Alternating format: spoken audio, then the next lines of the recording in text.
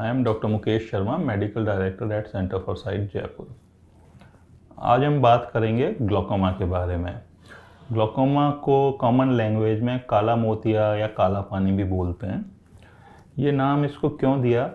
ये नाम इसको इसलिए दिया कि ये ऐसी बीमारी है जिसको साइलेंट थीफ ऑफ विज़न भी बोलते हैं। ये चुपके चुपके आपकी रोशनी को लेके चली जाती है और ये रोशनी जो जाती है वो इरिवर्सिबल डैमेज है।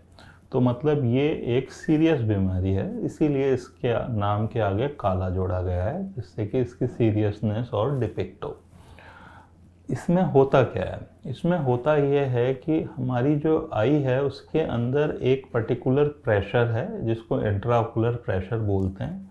ऑप्टिमम जो प्रेशर है वो up to 20 millimetre of mercury है। ये एक जनरल गाइडलाइन है। कुछ लोगों के लिए 20 भी ज़्यादा होता है, लेकिन मोटे तौर पे हम ये मानते हैं कि 20 मिलीमीटर ऑफ मरकरी तक प्रेशर रहना चाहिए। कुछ लोगों में ये प्रेशर इससे ज़्यादा हो जाता है, जिसके कारण आँख में डैमेज शुरू हो जाता है। आँख में हमारे रेटिना के बीच में एक ऑप्टिक नर्व होती है, वो बहुत सेंसिटिव होती है। अगर प्रेशर परसिस्टेंटली आँख में हायर साइड में रहता है, 20 से ऊपर है, 25 है, 30 है या और भी ज़्यादा है, तो उस नर्व के ऊपर डैमेज धीरे धीरे होने लगता है। जितना ज़्यादा प्रेशर है उतना ही डैमेज ज़्यादा होगा। जितना ज़्यादा प्रेशर ज़्यादा दिन के लिए है उतना ही डैमेज ज़्यादा होगा। ग्लोकोमा में हम लोग जो मॉनिटर करते हैं वो प्रेशर को मॉनिटर करते हैं। अगर आपके या आपके परिजन के किसी के भी आँख में ग्लोकोमा डिटेक्ट हुआ है, पता लगा है, तो उसके लिए आपके डॉक्टर कुछ सेंसिटिव टेस्ट रन करते हैं, कंडक्ट करते हैं, जिसमें एक होता है पेरीमेट्री या विजुअल फील्ड एग्जामिनेशन, एक होता है ओसीटी का टेस्ट, एक होता है कॉर्निया की थिकनेस का टेस्ट और ऑप्टिक नर्व का फोटोग्राफ। इन टेस्ट से हम डिटरमिन करते हैं ग्लोकोमा है या नहीं, और अगर है तो कितना एडवांस हुआ है। ग्लोकोमा के अकॉर्डिंग आँख का प्रेशर कम करने की कुछ आई ड्रॉप्स होती हैं जो कि प्रेस्क्राइब की जाती हैं।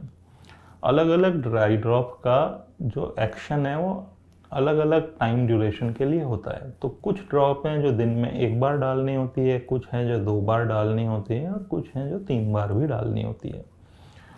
आपको जो भी आपके आई स्पेशलिस्ट ने आई ड्रॉप दी है और उसकी मात्रा जो भी बताई है, 2 बार डालनी है, 1 बार डालनी है, 3 बार डालनी है, मेरी रिक्वेस्ट ये है कि उसको रिलीजियसली उसी तरह से हमें फॉलो करना है। क्योंकि जैसा कि शुरू में बताया, इस डिज़ीज़ में जो विज़न जाती है वो वापस नहीं आती।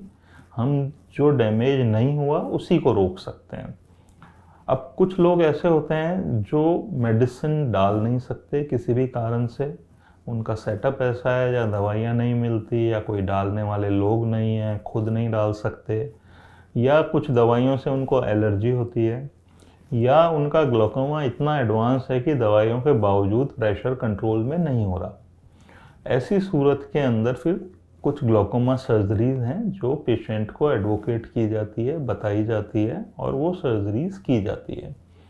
आज की तारीख में ग्लोकोमा सर्जरी के बाद 80 to 90% चांस होता है कि पेशेंट की सारी दवाइयाँ जो हैं वो डालने की उनकी आवश्यकता ख़त्म हो जाए। कुछ केसेस में ऑपरेशन के बाद में भी दवाइयाँ डालनी पड़ सकती हैं।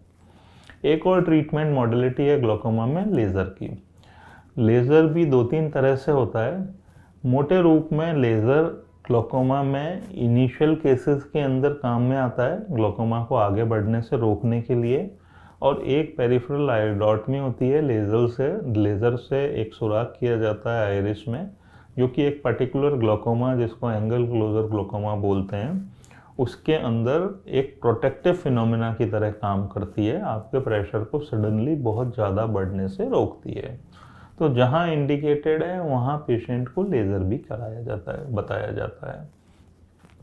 क्या इम्पॉर्टेंट है ग्लोकोमा के अंदर? इम्पॉर्टेंट ये है कि आप डॉक्टरी सलाह का एग्जैक्टली पालन करें। आपको जिस फ्रीक्वेंसी से दवाई बताई हुई है वो दवाई डालें। अगर आपको ऑपरेशन एडवाइस किया है तो आप कंसल्ट करके जो भी आपके अच्छे डॉक्टर हैं उनसे ऑपरेशन कराने में भी हिचकिचाएं नहीं, क्योंकि इसमें एक ही इम्पॉर्टेंट चीज़ है कि जो डैमेज हो गया वो नहीं वापस आ सकता, लेकिन बचे हुए को रोक सकते हैं। तो ग्लोकोमा आजकल ब्लाइंडनेस का एक बहुत इम्पॉर्टेंट कॉज है, एक लीडिंग कॉज ऑफ ब्लाइंडनेस है। इसके लिए अवेयरनेस को बनाना बहुत ज़रूरी है। डरना नहीं है बीमारी से, लेकिन ट्रीटमेंट को फॉलो करना है, रेगुलरली फॉलो करना है।